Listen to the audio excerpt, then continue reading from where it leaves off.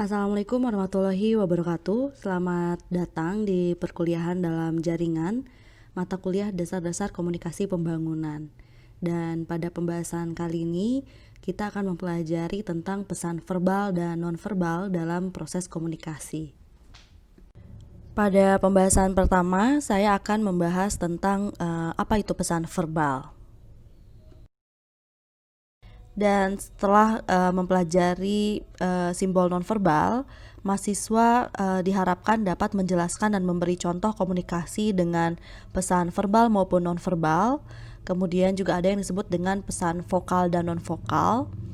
Menjelaskan fungsi simbol verbal dan nonverbal dalam kegiatan komunikasi.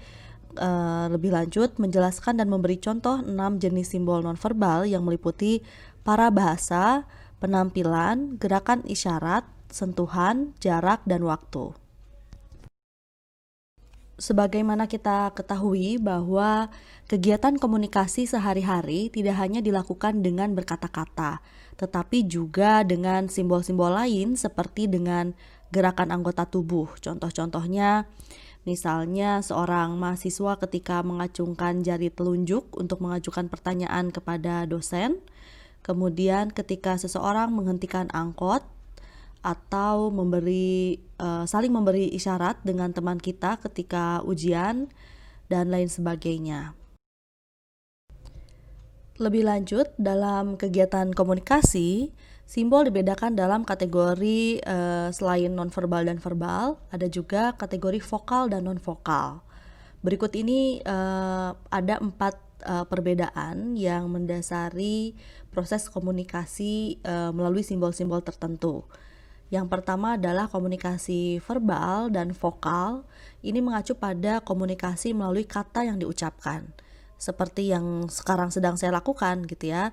Ini merupakan komunikasi verbal dan vokal, atau ketika teman-teman menyampaikan sesuatu hal secara langsung gitu ya, dengan berkata-kata secara langsung, maka itu adalah verbal vokal. Kemudian ada juga yang disebut dengan komunikasi verbal non-vokal. Verbal non-vokal ini mengacu pada komunikasi yang menggunakan kata-kata tetapi tidak diucapkan. Bisa misalkan melalui bahasa tulis, misalnya ketika saya mengumumkan terkait dengan perkuliahan daring lewat WhatsApp group gitu ya. Nah, itu merupakan bagian daripada komunikasi verbal non-vokal. Jenis yang ketiga adalah komunikasi nonverbal vokal. Ini nonverbal tapi vokal gitu. Nah, sementara yang tadi kita pelajari bahwa nonverbal itu tidak terkait dengan kata-kata atau bahasa. Lalu bagaimana cara memvokalnya? Nah, ini mengacu pada komunikasi melalui vokalisasi atau gerutuan. Jadi misalnya ngedumel, kemudian menggerutu gitu ya, itu merupakan bagian daripada komunikasi nonverbal yang vokal. Kemudian jenis yang keempat adalah komunikasi nonverbal non-vokal. Dia termasuk bentuk komunikasi melalui sikap misalnya, atau melalui penampilan-penampilan yang kita tampilkan. Dan berikut ini akan diuraikan sejumlah fungsi dari simbol nonverbal dalam proses kegiatan komunikasi. Simbol verbal maupun nonverbal dapat saling menggantikan, dalam arti misalnya pada saat lambaian tangan merupakan pengganti untuk mengatakan halo, senang bertemu dengan kamu gitu ya. Jadi hanya cukup melambaikan tangan, sehingga dalam hal ini simbol nonverbal berupa lambaian tangan ini dapat menggantikan simbol verbal. Simbol verbal maupun nonverbal juga berfungsi saling melengkapi. Misalnya ketika kita tersenyum diiringi ucapan kata berupa senang berkenalan dengan kamu, atau ketika kita mengucapkan kita sedang sedih, kemudian memasang ekspresi atau raut wajah yang juga sedih, ini merupakan fungsi dari saling melengkapi. Fungsi lainnya yakni adalah saling menegaskan. Misalnya ketika seseorang berkata saya akan makan, dan kemudian nonverbalnya mengikuti berupa dia berjalan ke meja makan dan kemudian makan. Di sisi lain ada juga fungsi berupa saling menunjukkan kontradiksi. Ini ketika simbol nonverbal berlawanan dengan simbol verbal atau simbol yang dikatakan secara lisan gitu ya. Misalnya seperti saat secara sengaja menyilangkan jari atau mengedipkan mata untuk menunjukkan bahwa apa yang dikatakan adalah tidak benar gitu. Jadi saling kontradiktif satu sama lain, atau mengatakan saya tidak apa-apa tetapi raut wajahnya sebetulnya sedang menunjukkan kondisi yang sedih, misalnya seperti itu. Kemudian fungsi lainnya adalah saling mengendalikan proses komunikasi. Misalnya ketika kita berbicara, kemudian mengerutkan bibir atau menyondongkan badan ke depan atau menggerakkan tangan misalnya untuk menunjukkan bahwa pembicaraan kita tuh belum selesai gitu, atau masih dalam proses pembicaraan. Kemudian fungsi yang terakhir adalah saling mengulangi. Misalnya ketika menyatakan ingin mengajak pergi gitu ya, maka tangan atau kepala kita dapat digerakkan dan kemudian mengulanginya dengan mengatakan ayo kita pergi gitu ya, ataupun sebaliknya dengan mengucapkan dulu baru kita menarik tangan lawan bicara kita dan lain sebagainya. Ini merupakan bagian dari fungsi saling mengulangi. Nah, setelah kita mempelajari sejumlah fungsi dari komunikasi nonverbal atau simbol nonverbal, maka berikut ini akan diuraikan sejumlah jenis simbol nonverbal yang digolongkan ke dalam 6 kategori. Mari kita uraikan satu persatu. Yang pertama terkait dengan parabahasa, kemudian penampilan, gerakan isyarat, bahkan sampai pada penggunaan waktu atau dalam istilah komunikasi ini disebut sebagai kronemik. Itu juga merupakan simbol nonverbal. Penjelasan lebih lanjut akan diuraikan pada paparan selanjutnya. Lalu apa itu parabahasa? Jadi kalau di simbol verbal, simbol-simbol itu berupa bahasa. Sementara kalau simbol nonverbal ini disebut dengan parabahasa. Jadi apa yang maksud dengan parabahasa? Saya contohkan misalnya ketika kita berkomunikasi dengan seseorang di mana orang tersebut memiliki karakter suara yang serak-serak basah gitu misalnya ya.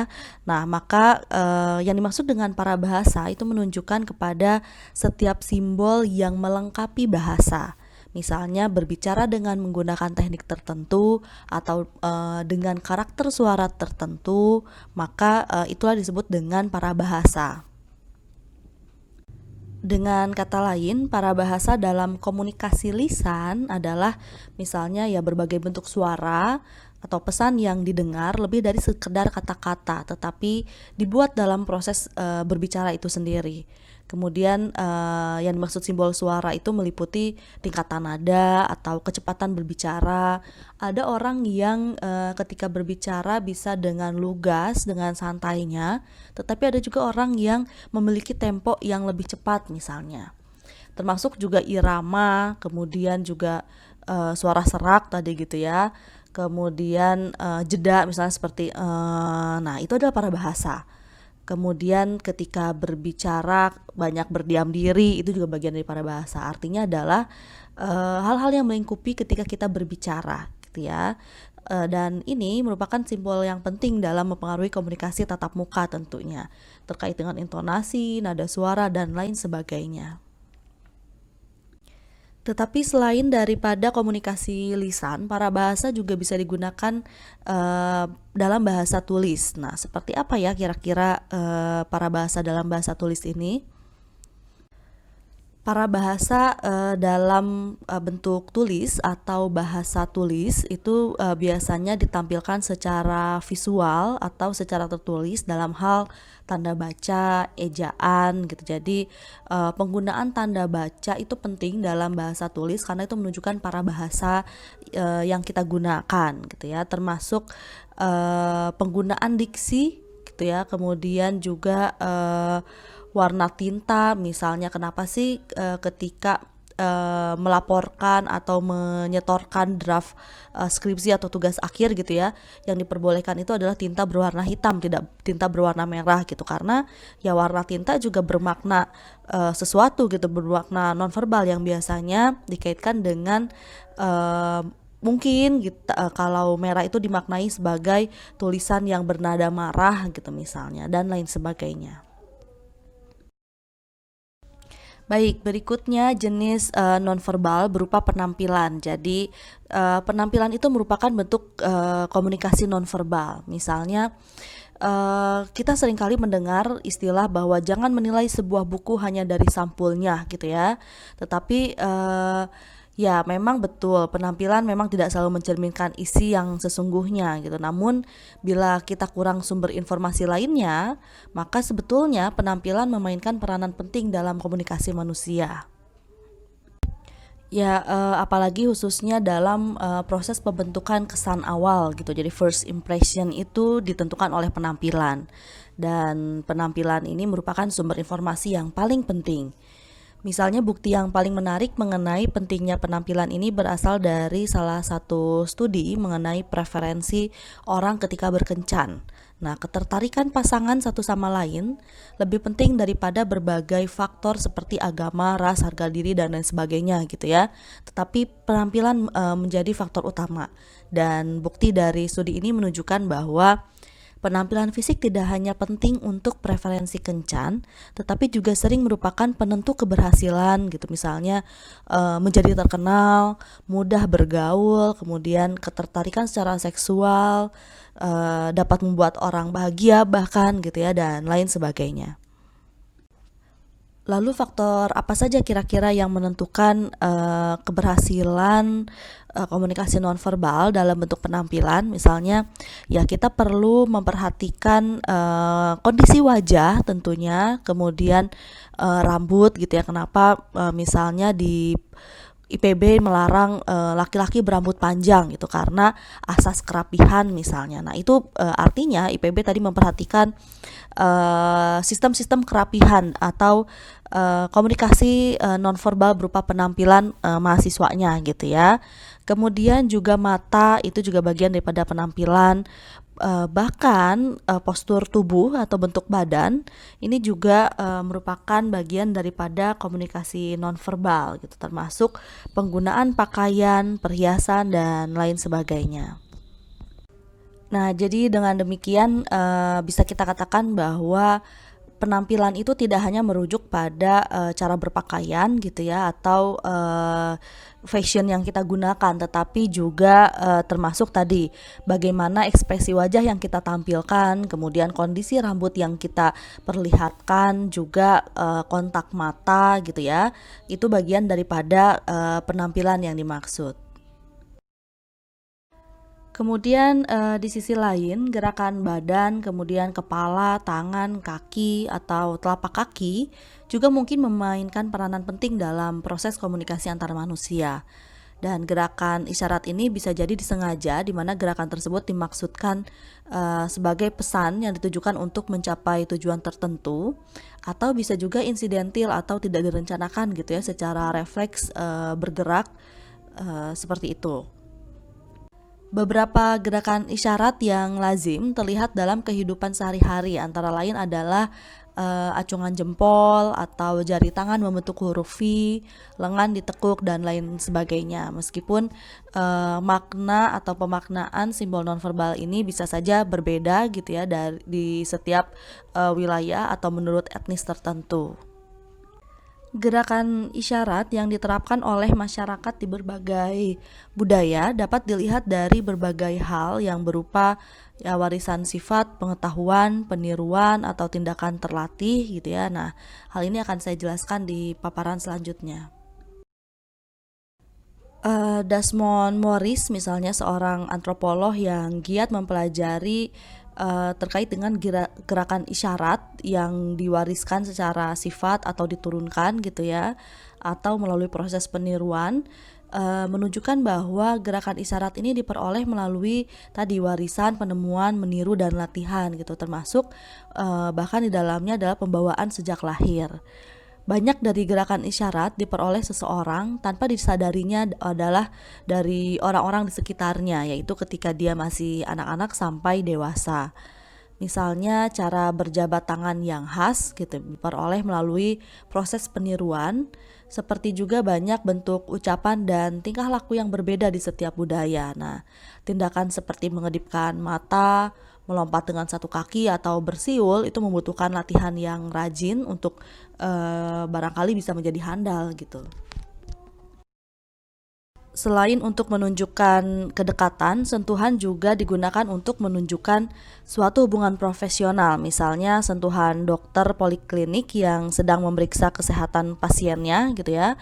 Atau hubungan sosial, misalnya berjabat tangan dengan mahasiswa ataupun dengan dosen, atau juga menunjukkan persahabatan gitu ya. Sekarang orang jarang berjabat tangan, tetapi dengan saling bersentuhan lengan gitu atau siku dan lain sebagainya. Lanjut pada jenis kategori nonverbal lainnya, yakni adalah sentuhan atau haptika. Nah, haptika ini merupakan kajian tentang penggunaan sentuhan untuk berkomunikasi, di mana sentuhan merupakan salah satu alat yang penting untuk komunikasi nonverbal, sekaligus merupakan sikap memperteguh ikatan. Selain sentuhan, ada juga yang disebut dengan jarak atau istilah dalam komunikasinya disebut dengan proksemik. Nah, penggunaan jarak proksemik ini memainkan peran penting dalam proses komunikasi antar manusia. Sebagai contoh, ketika ada seorang mahasiswa akan memasuki kantin untuk makan siang gitu, yang di dalamnya hanya ada satu orang pengunjung, kemudian kemungkinan besar mahasiswa tersebut tidak akan duduk tepat di sebelah kanannya. Banyak hal yang mempengaruhi persepsi orang tentang jarak yang pantas dengan orang yang tidak dikenalnya. Salah satunya adalah tentu faktor budaya. Dan berikut adalah bagian dari komunikasi nonverbal atau contoh dari komunikasi nonverbal dalam bentuk deskripsi jarak. Misalnya ini menandakan bahwa isi pesan dan suara bisa berubah sesuai dengan jarak antara pihak-pihak yang berkomunikasi, dan isi pesannya tentu berbeda-beda. Misalnya pada jarak 0 sampai 6 inci gitu ya, ini merupakan jarak intim atau dekat. Biasanya karakteristik vokalnya berupa bisikan halus, dan isi pesannya karena ini sangat dekat dan suaranya berupa bisikan, biasanya adalah isinya berupa paling rahasia gitu ya. Kemudian jarak yang intim juga tetapi agak jauh, yakni di antara 6 sampai 18 inci. Ini biasanya berupa bisikan yang sedikit terdengar gitu ya, meskipun isi pesannya masih isi berupa rahasia gitu. Nah, kemudian jarak-jarak lainnya ada jarak pribadi, sosial, sampai pada jarak publik. Nah, jarak publik lebih dari 25 kaki biasanya membutuhkan bantuan atau media berupa pengeras suara, dan atau juga bisa menggunakan suara secara langsung dengan ya suara yang sangat keras gitu, dengan berteriak dan lain sebagainya. Jenis komunikasi nonverbal lainnya adalah dalam penggunaan waktu atau kronemik, di mana kronemik ini merupakan studi yang mempelajari penggunaan waktu sebagai salah satu aspek komunikasi. Dan waktu ini mengarah pada harapan tertentu yang mempengaruhi komunikasi tatap muka. Asumsinya berkaitan dengan kapan waktu yang pantas untuk melakukan proses komunikasi gitu ya, bahwa waktu yang pantas ini tentu berbeda dari satu budaya dengan budaya lainnya, sehingga banyak sekali atau seringkali terjadi kesalahpahaman yang dapat terjadi. Dan soal waktu ini tentu berkaitan dengan salah satu aspek komunikasi yang dapat menentukan efektivitas suatu proses komunikasi. Dan demikian yang dapat saya sampaikan pada perkuliahan hari ini. Semoga dapat dipahami. Terima kasih atas perhatiannya. Wassalamualaikum warahmatullahi wabarakatuh.